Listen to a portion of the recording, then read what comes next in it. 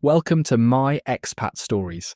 Today we hear from an accountant who spent 34 years analysing financial documents for a living.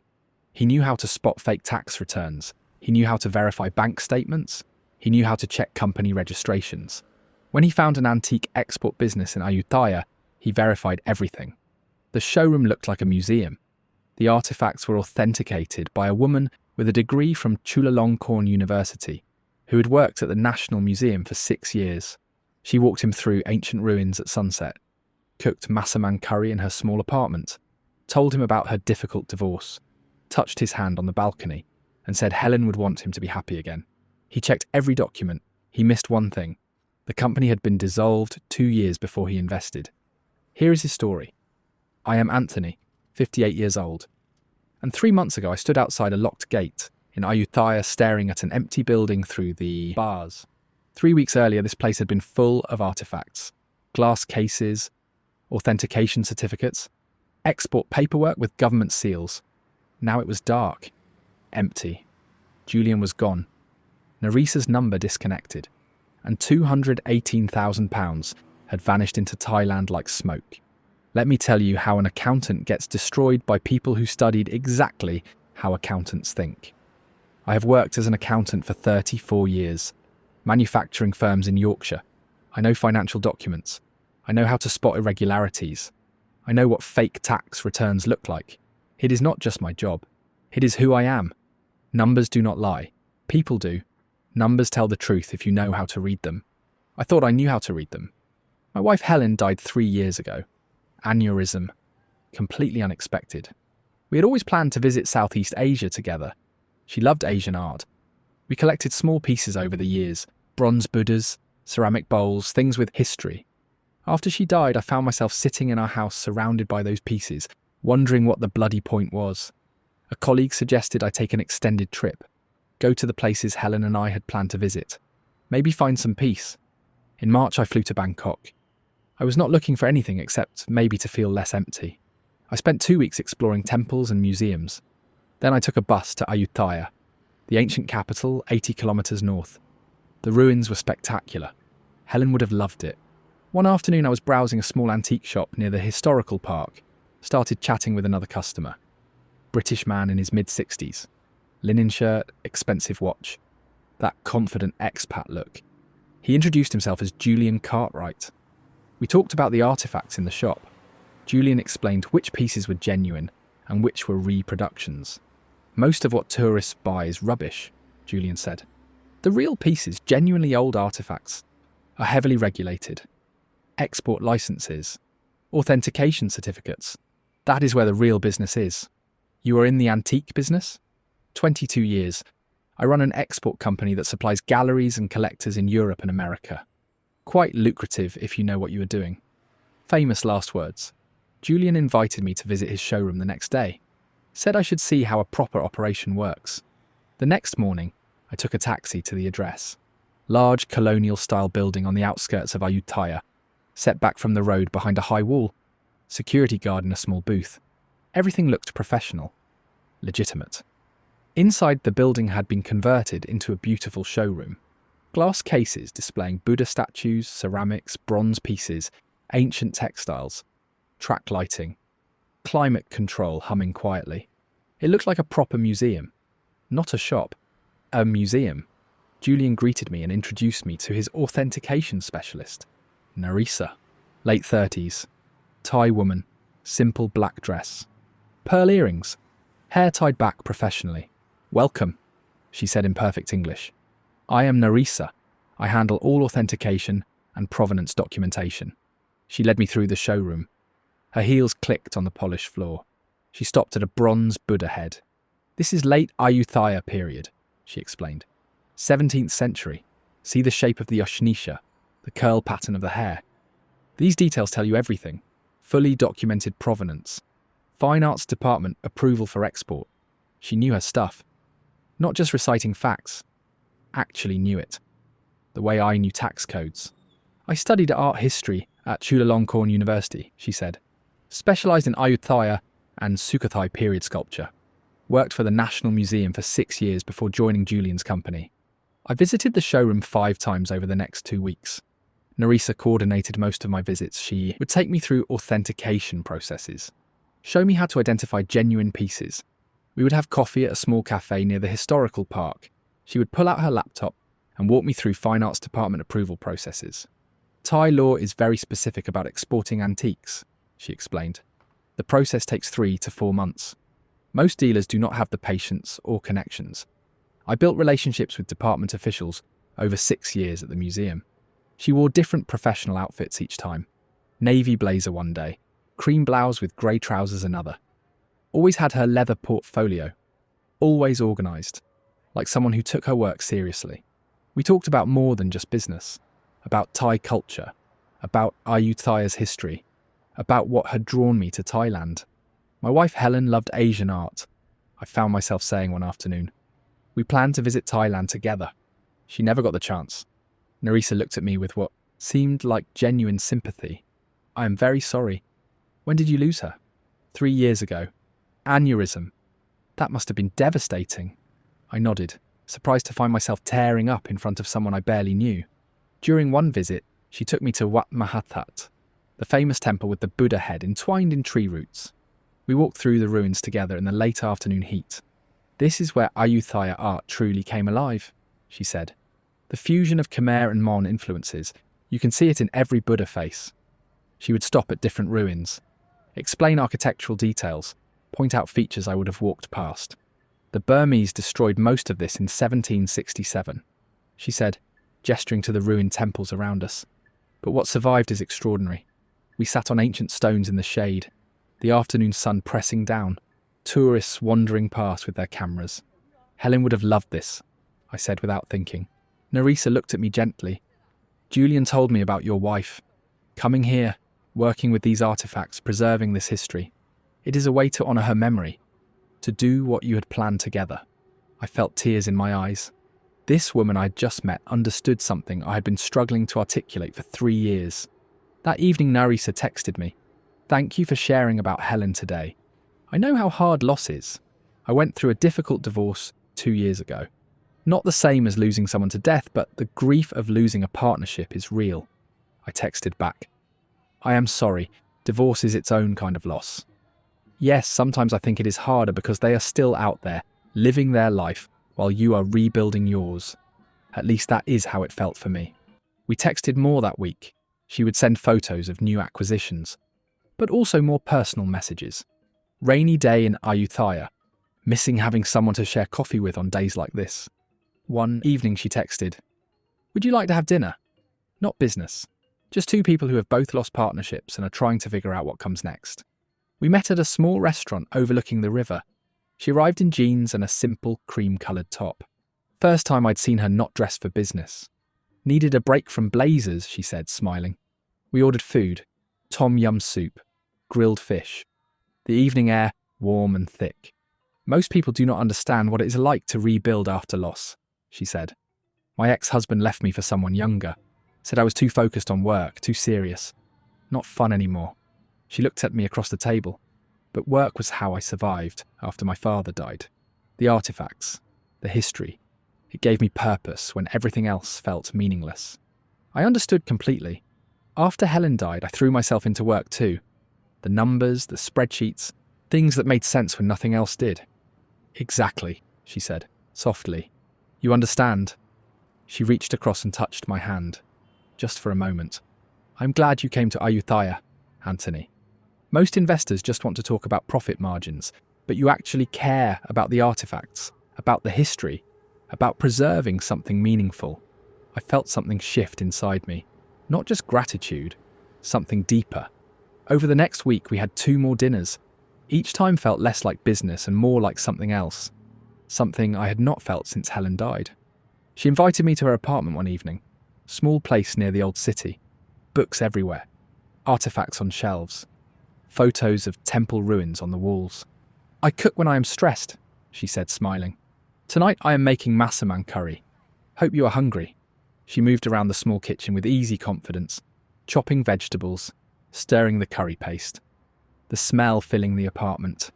I sat at her small table and watched her cook. It felt domestic, intimate. We ate on her small balcony, overlooking rooftops. The evening air, warm. The sounds of the city distant. After my divorce, I thought I would never let anyone in again, she said quietly. Easier to just focus on work. Keep everything professional. Safe.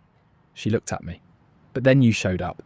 This British accountant who actually understands why these artifacts matter. Who lost someone too.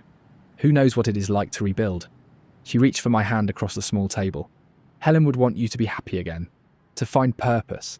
Maybe even to open your heart again. I held her hand. I have not felt this comfortable with someone since Helen died. Me neither, she said. Not since the divorce. We sat like that for a while. Her hand in mine. The warm evening wrapping around us.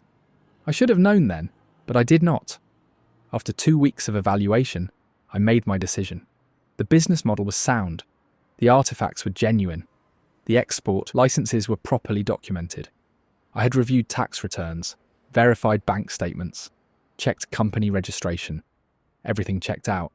I invested £80,000 to become a partner in Ayutthaya, Heritage Exports Limited Partnership. We met at a lawyer's office in Bangkok.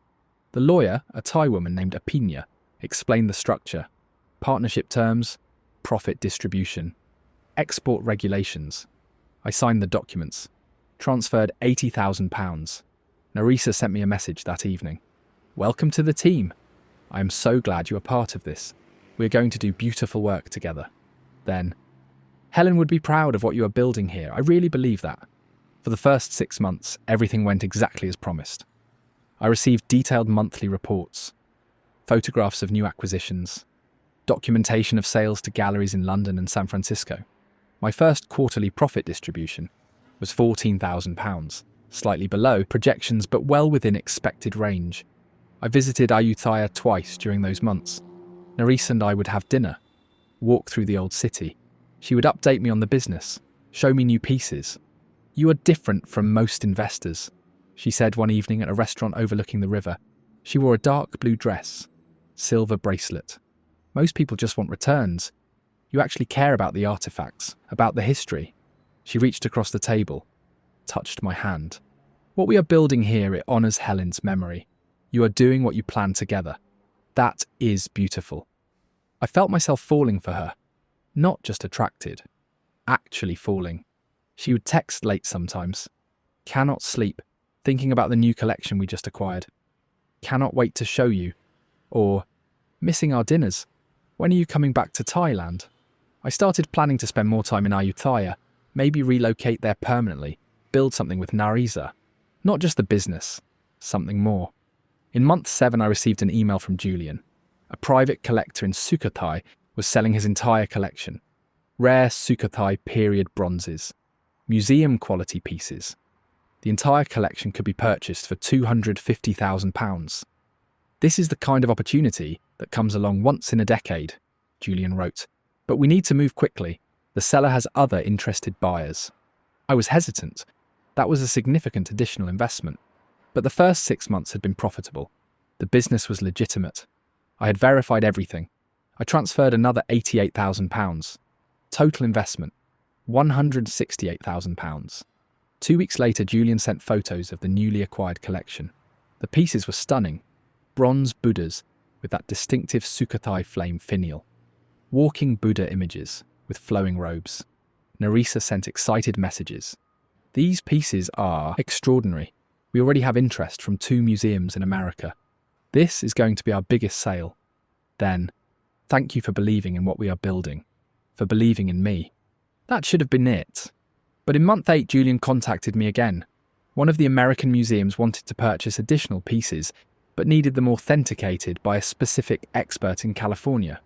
The authentication process would cost £50,000, but would increase the sale price by £120,000. I hesitated, but I had already invested £168,000. What was another £50,000 to secure a major sale? I transferred £50,000. Total investment, £218,000. Then silence. For 2 weeks I heard nothing. No updates. No responses to my emails. I tried calling Julian, straight to voicemail. I tried calling Narisa. Her number was disconnected. That sick feeling in my stomach. The one that tells you something is very wrong. I flew to Bangkok and took a taxi to Ayutthaya. drove straight to the showroom. The gate was locked. Security guard gone. I peered through the fence. The building looked dark and empty. I felt my chest go tight. I walked to Narisa's apartment. Knocked on the door. A Thai woman answered. Different woman. She said she had been living there for 3 weeks. Did not know anyone named Narisa. I stood in that hallway and felt the world tilt. I went to the police. They gave me a report number and said they would investigate. 1 sentence. That was it. No sympathy. No urgency. Just a report number. 2 weeks later they called me back. Told me what they had found. Ayutthaya Heritage Exports Limited Partnership did exist as a registered company, but it had been dissolved 2 years earlier for failure to file required reports. Everything I had signed was fake. The lawyer opinion did not exist. The office had been rented for the day. The tax returns I had reviewed were forgeries. The bank statements showing deposits from galleries were real bank statements, but the deposits were not from galleries, they were from other victims like me. The export licenses were elaborate fakes. The authentication certificates were worthless. Julian Cartwright was not his real name. Gerald Winters. He had been involved in similar scams in Vietnam and Cambodia. Narisa was using a fake identity. The police believed she was part of an organised crime network that specifically targeted foreign investors. How many others? I asked. We believe there were at least 6 investors over 18 months. Your loss appears to be the largest single investment. Total losses probably exceed £800,000. I felt physically sick. The detective was blunt. The money was transferred out within days of each deposit. Your chances of recovering anything are very low. Very low. Almost zero. I flew back to Leeds 2 weeks later. Financially devastated. Emotionally destroyed. £218,000. Most of my retirement savings. Helen's life insurance money. Gone. But the money was not even the worst part. It was Narisa. Those walks through Wat Mahathat. The way she explained Ayutthaya art history. The passion in her voice. The dinner when she told me about her divorce.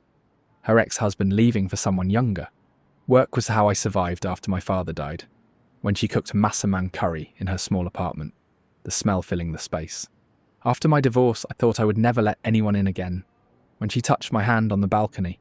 Helen would want you to be happy again. The late-night texts. Missing our dinners. Thank you for believing in me.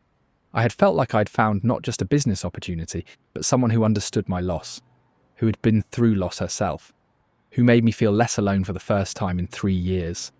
All of it calculated. All of it fake. She knew Thai art history the way I knew financial documents. She could discuss Sukhothai period iconography, provenance, documentation, fine arts department regulations. She knew it because she had studied exactly how to fool people like me.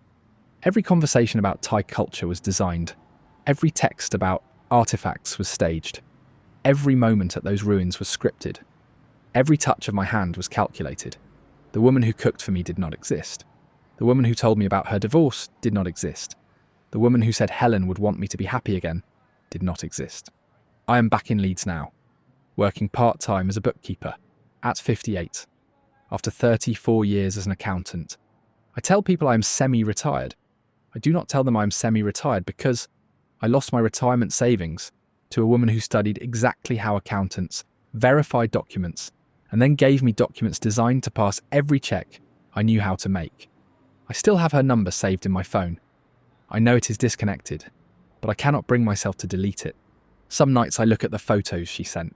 Me, the bronze Buddhas, the ceramic pieces, the temple ruins at sunset. I know they were just props, just part of the set. But I look at them anyway. I checked every document. I verified tax returns. I reviewed bank statements. I confirmed company registration. I missed one thing. I never checked if the company was still active. I checked that it existed. I never checked if it had been dissolved. One search. One simple company status search. That is all it would have taken. I spent 34 years as an accountant. I knew how to verify documents. I knew how to spot irregularities. But I did not know how to spot someone who had studied exactly how I would verify documents and gave me documents designed to pass every check. She knew I would verify the tax returns, so she gave me real tax return forms with fake numbers. She knew I would check bank statements, so she gave me real bank statements with fake deposits. She knew I would want to see the showroom. So She rented a building and filled it with artifacts. She knew I would want authentication. So she invented a degree from Chulalongkorn University and 6 years at the National Museum. She knew I was lonely, so she told me about her divorce. She knew I missed Helen, so she said Helen would want me to be happy. She knew I needed to feel like I was honouring Helen's memory. So she turned the scam into a tribute. Every vulnerability I had, she weaponised. £218,000. That is what it cost me to learn that the woman who walked me through ancient ruins at sunset and cooked massaman curry and touched my hand on the balcony and said Helen would be proud of me was a professional who knew exactly how to make an accountant believe he had verified everything. I checked every document. I just never checked if the company was still alive. That is Anthony's story. 58 years old. 34 years as an accountant. £218,000. Most of his retirement savings. Gone. Not because he was careless, because someone studied exactly how careful people think and built a trap specifically for them. This is my Thailand stories. Sometimes the most dangerous scams are the ones designed for people who think they are too careful to be scammed. Stay safe out there.